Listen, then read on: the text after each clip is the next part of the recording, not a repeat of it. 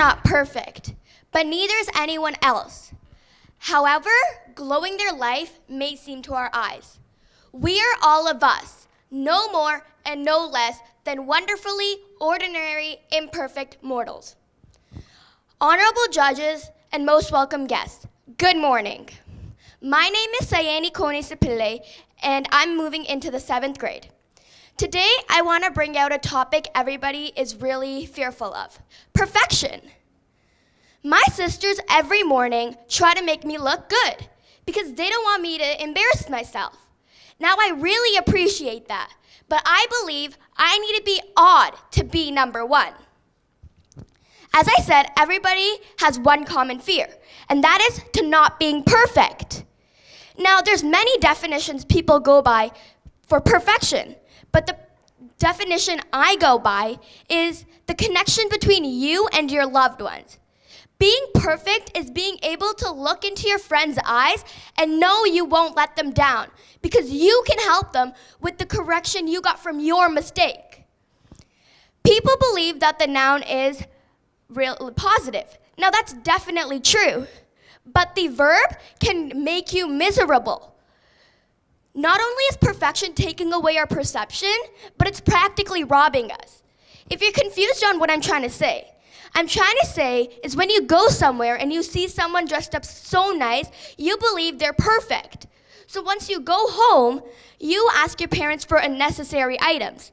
And that's just wasting your money for no reason. For some people, it makes them believe that makeup can help them look good. Now, some people wear makeup because they want to look pretty. Now, that's totally fine. But some people want to wear makeup because they want to look totally different. They don't like the way they look. But all it's doing is they're making them cover up with something so fake, you can call them the Barbies of the new world. Also, once people walk into a room, there's one feeling they get, where they're being judged. Now, honestly, I have that feeling lots of times. Because at home, my sisters make fun of me for fun. But that just encourages me. So, if you all agree with me, why don't we go home, find the word perfection in a dictionary, and scratch it out. If you're wondering why I'm saying that, that's because, as far as I'm concerned, there's no such thing as perfection. Thank you. Thank you, Sayani, right? Sayani, perfect. Thank you so much. That was a really great message, well delivered. I love the confidence you have. Your beginning was so strong. I was captivated from the very beginning. The only thing I would say is your tonal variations and volume regulations. So I like that you emphasized a lot of these parts because a lot of your points were so important. But my only thing is, if you were to maybe make your volume go down a little bit more before you say something important, there'll be more of a dramatic emphasis on what you are trying to emphasize on, okay? So that was my only thing, but that was an amazing topic about the fear of imperfection, consequences of comparison. So true, so true. So amazing job with your delivery. Good job. Thank you. Why did the chicken cross the road? 7 words, 8 syllables, 8 of the most important syllables in the English language. Good morning to all. My name is Laksana Kelly Chavin, and I'm moving on into grade 9. I'm here to share my side and opinion of the iconic joke, why did the chicken cross the road? To get to the other side. Everyone says that. It's not only that, but once we hear those words, we have pondered upon the question, constantly, but perhaps not consciously. There's a small little whisper behind our brains telling us, nagging us, egging us, no pun intended, to really find out the truth behind the iconic joke. To get to the other side. No, that is no answer. What is on the other side? Is there a need, a desire, a permanent desire for all chickens to get to the other side? Do all humans have to get to the other side? There is nothing more that makes one side of the road better than the other. And I'm pretty sure a chicken would be happy on one side. to get to the other side. No, that cannot be the reason. There is no way. In life, we don't just cross roads to see what's on the other side, to get through it. There are many theories.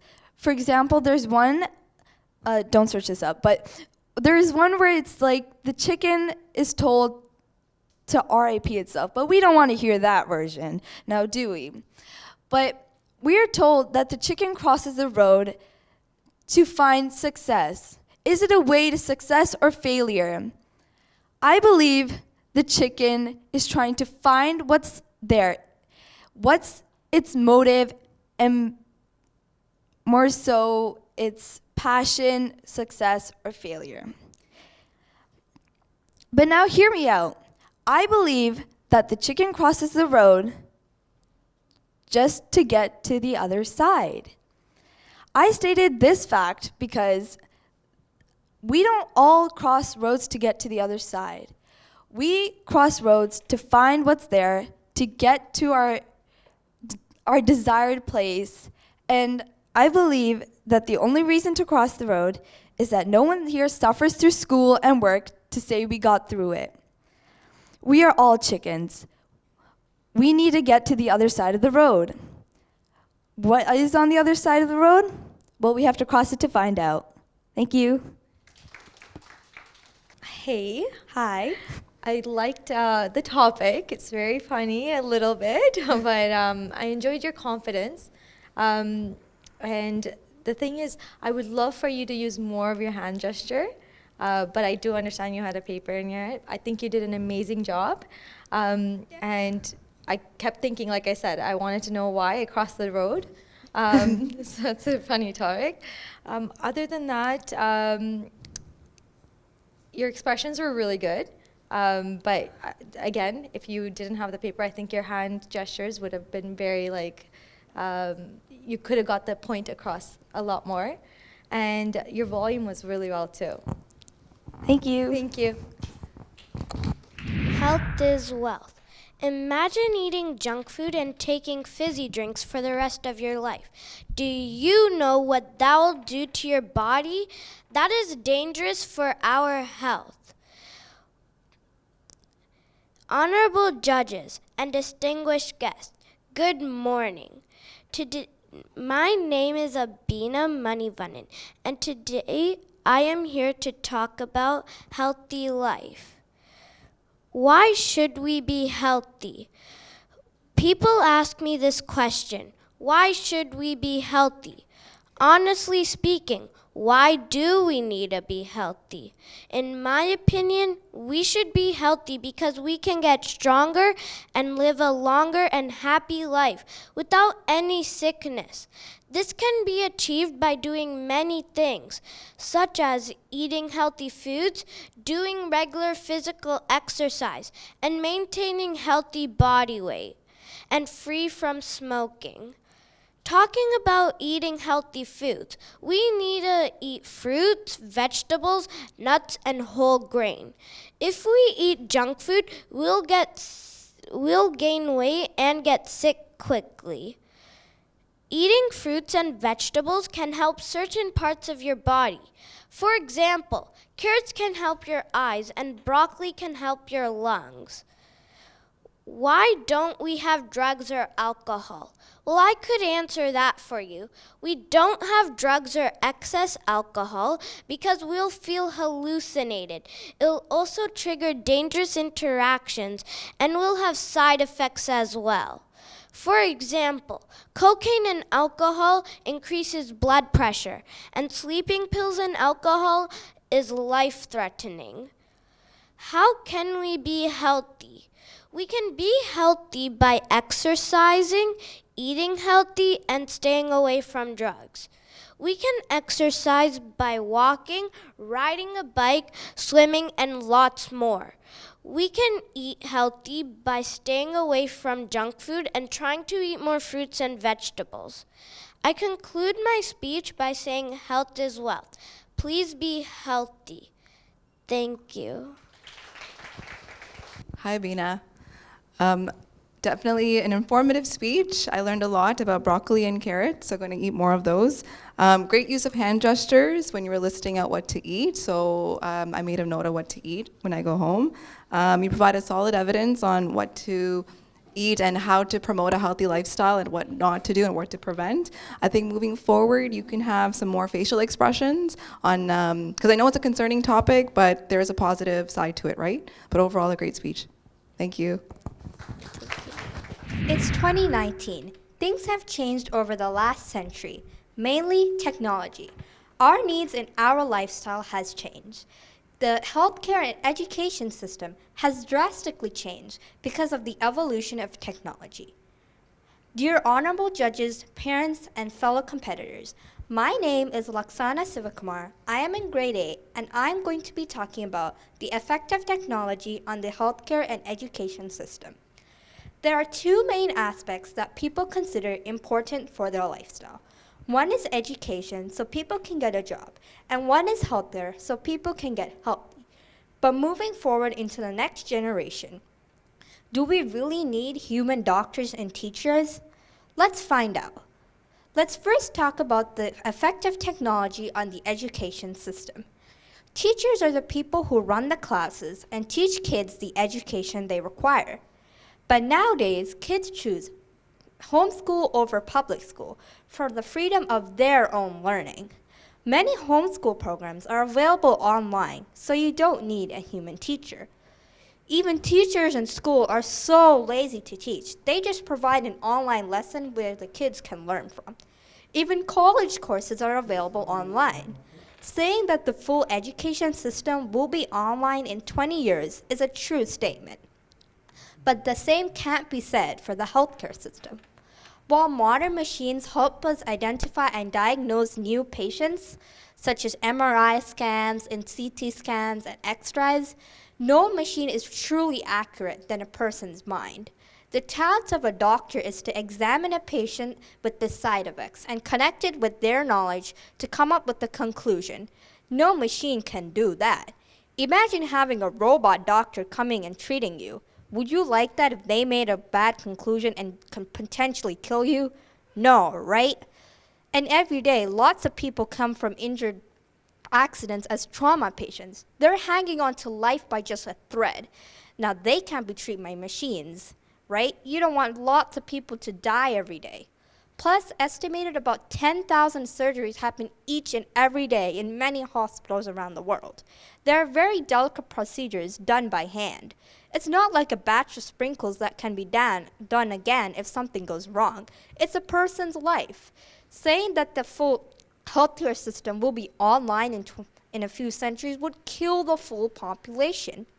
So taking a look at our conclusions, we can say that technology has drastically changed the healthcare and education system and has made it a lot easier for all of us. While the education system can fully rely on technology, we can't say that for the healthcare system. It will just bring a lot of consequences. So maybe in a few decades, the teacher's occupation will not be there and everything would be online.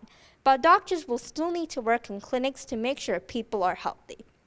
I would rather live in a lifestyle where people are happy and healthy and everyone is treated fairly than in a lifestyle where there are so many wealthy businessmen but a lot of people dying from sicknesses.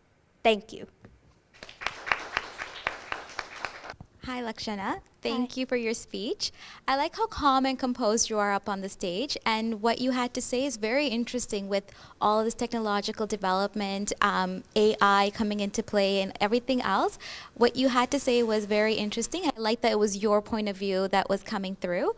Another thing I thought you could work on for the future to make the delivery a bit more effective is try to have more hand gestures, one to kind of engage the audience.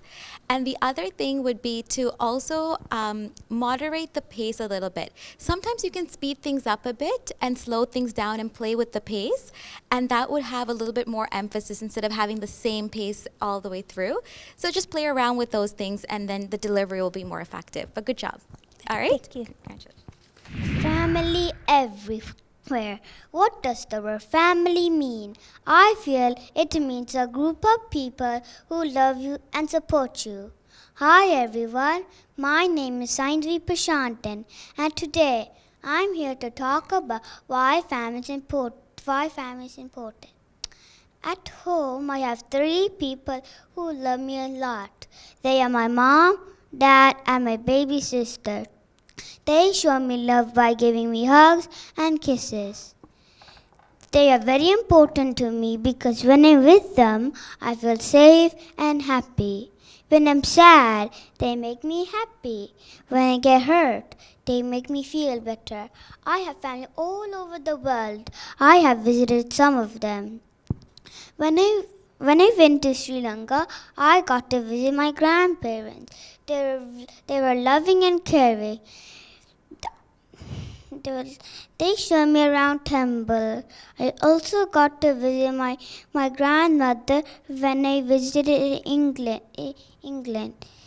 They were loving. She was also loving and caring. I also met my cousins who played with me.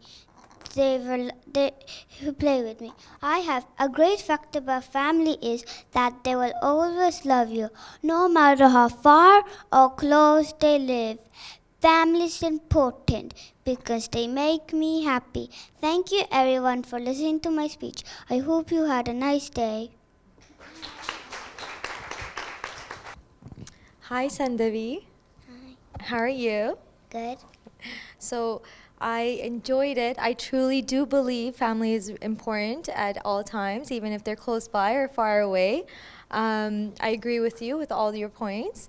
I love the way you delivered, the way you use your body language. But the only little thing is I wish you smiled a lot more. Smiled a lot more and looked at us a little bit more. Okay? Otherwise, you did such an amazing job.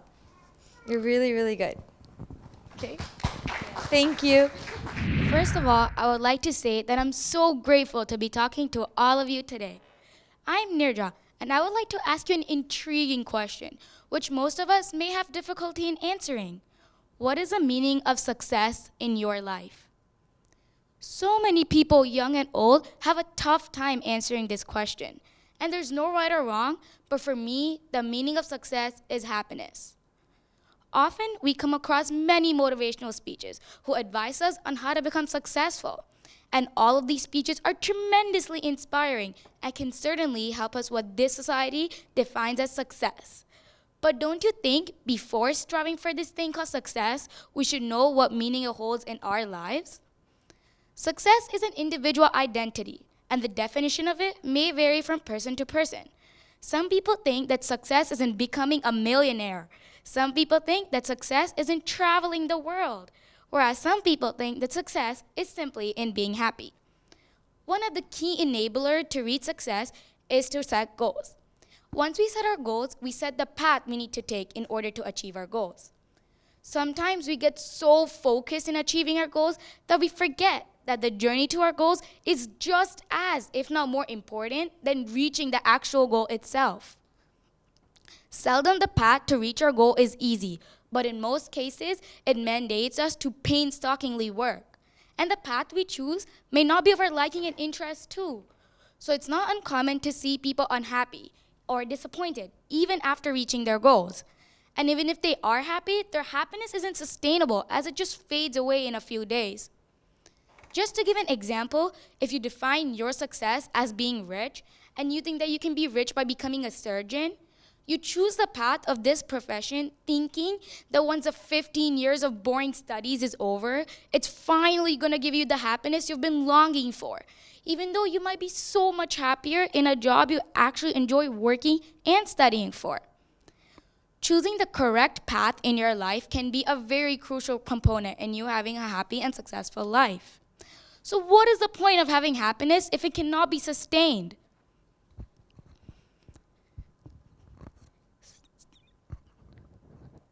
So what is the point of having happiness if it cannot be sustained? What do we do next, you may ask? We start setting new goals and start driving ourselves to achieve them, as we're never satisfied with what we achieve. And this just becomes a continuous and a repetitive process in our lives.